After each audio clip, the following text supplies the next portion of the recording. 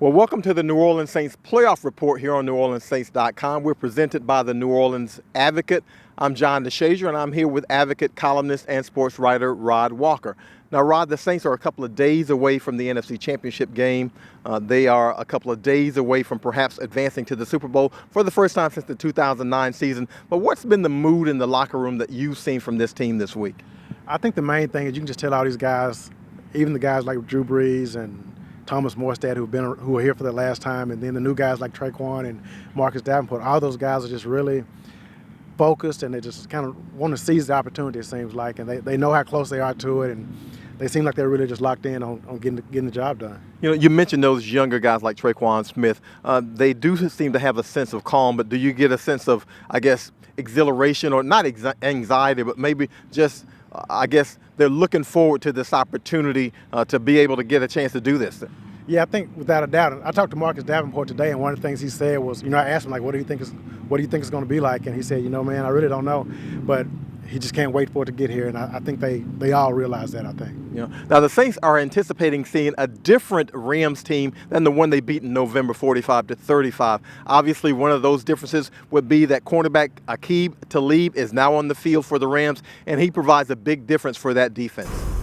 He's helped them a bunch. I mean, he's number one. He's an extremely smart player, and he's played in countless postseason games.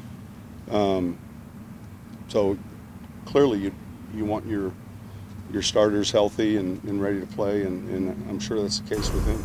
Listen, he's one of the captains for their defense. He's a veteran player, so there's a presence there. There's a level of leadership. Obviously, he's a very productive player. They got two elite corners, and you saw them, make those moves in the offseason, and so you knew the intent of that, and he's a difference maker. Having back Aqib Talib is one thing, but Aaron Donald hadn't been anywhere this season. 20.5 sacks from the defensive tackle position, Rod, and he's been a guy who's been disruptive this entire season. Yeah, Sean Payton said he's the best defensive player in football, and his numbers seem to back that up. You look at just what he's done all season long. He just a force up front. I know in that first game he hit Brees like 4 times. Didn't get any sacks, but he's just so disruptive, and he just causes a lot of problems. And I think when it comes down to that MVP race, we think Drew Brees, Patrick Mahomes. I wouldn't be surprised if Aaron Donald's the third guy in the votes, when it comes down to that. It's rare to see a guy like him, but how much can one guy singularly lift a defense? Because we've seen that with him this year. Oh, definitely. And then, he definitely has some guys up front that can help him as well. But what he does is, as far as just moving the offensive line and getting to the backfield, it just causes so many problems, and it makes Drew Brees have to get rid of the ball quicker than he normally wants to. He does a lot of things from that position. And trust me, if we've noticed what Aaron Donald can do, Coach Sean Payton has also. Well, I just finished watching the cut-up, so part of that's a credit to Drew. There were some near explosive hits. It's hard to say you're going to keep him in check. He's played as well at that 3 technique position that we've seen in years. Arguably, and I don't know if it's even an argument, that he's the best defensive player today in football, and his numbers, his production, it shows up in the run game, it shows up in the passing game, and it's a challenge.